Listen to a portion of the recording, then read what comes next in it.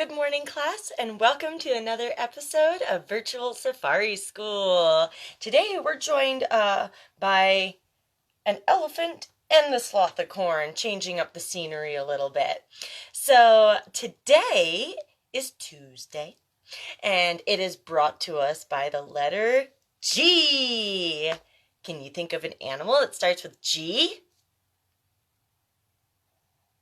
Goat. That's right. What else starts with G? Giraffe, my favorite animal. Very good. Right on. So let's go and learn about three animals that start with G that you may never have heard of. Ready to head out on safari? Excellent. Grab your field guide and let's go. So the first animal we're going to learn about today is the guanaco. Can you say guanaco? Guanaco. The guanaco is a mammal native to South America, and it is related to the llama and the alpaca, and they are in a family of species called the llamoid family. Yeah, it also includes the vicuña, which we're going to learn about in several weeks when we learn about the animals. But back to the guanaco, it looks sort of like a llama, actually, a little bit different. But it's a grazer, so it eats grass. Like llamas, they can spit when they are angry. And trust me, you do not want to be spit on by a llamoid, let me tell you. Guanacos can actually spit up to 6 feet, so always remember to practice social distancing when around a llamoid. Oh boy.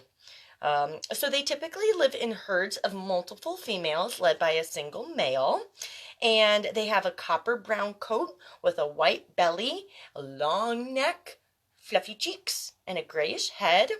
Young are called guanaquitos or chulengos. Yeah, they live in like the Andes Mountains, Patagonia of Argentina. There's one small herd in Paraguay, but mostly they live along the western coast of South America in those Andes mountain ranges, the Atacama Desert, and the Patagonia of Argentina. They can run up to 35 miles per hour when trying to escape predators such as pumas or foxes. And interestingly, they're really good swimmers. Who would have known? So they're a lot less domesticated than their cousins, the llama and the alpaca.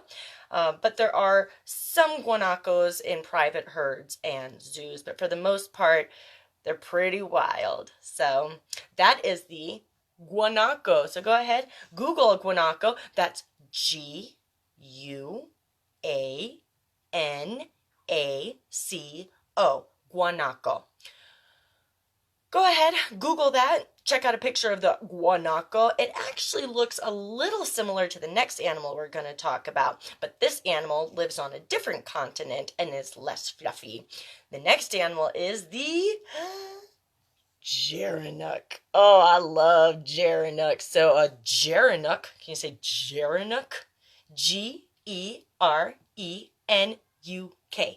Gerenuk.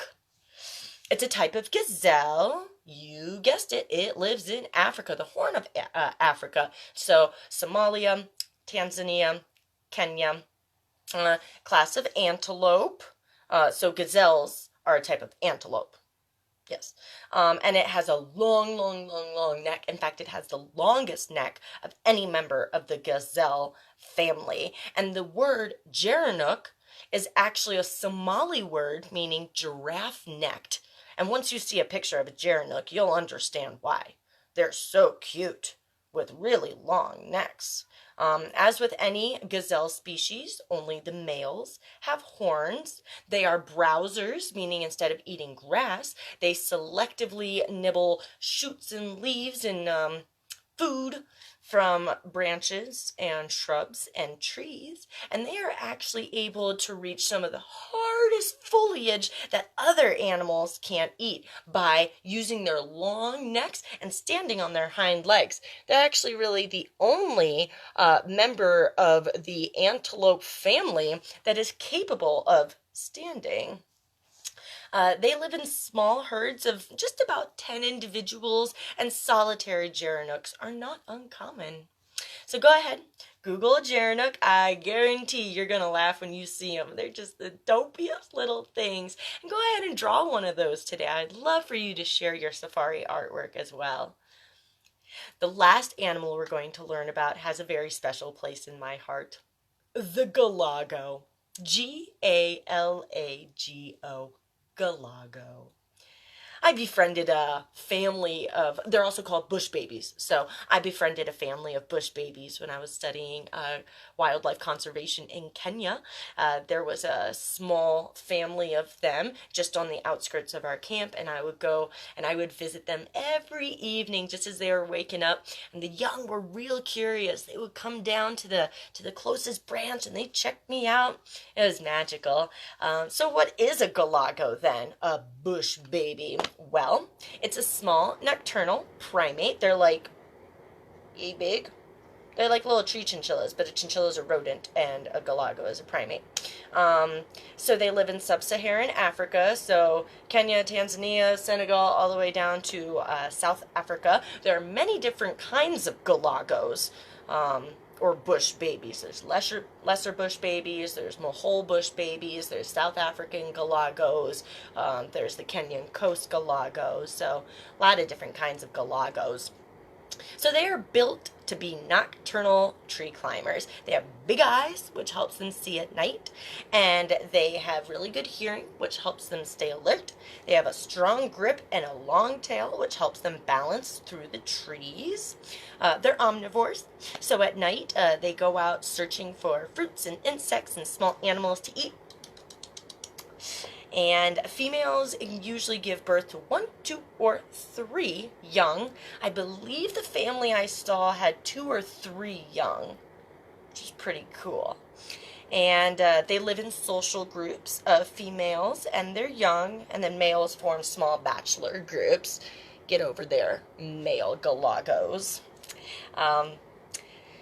And again, they are found all over Africa, and just like the fennec fox, while they're really cute, they are not pets, and they should not be pets. And even though some people have them as pets, they should not be pets, because remember, all of these animals that we're learning about are wild animals, and they belong in the wild.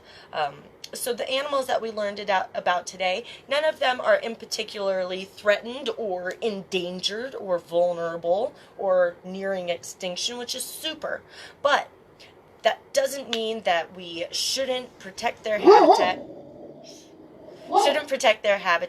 Learn about them, educate others, and get excited about exploring the world around us. So, I'm going to go take my pup for a walk, and I hope you have a beautiful day. Get out there and explore, and remember, Rangers, stay wild. We'll see you tomorrow.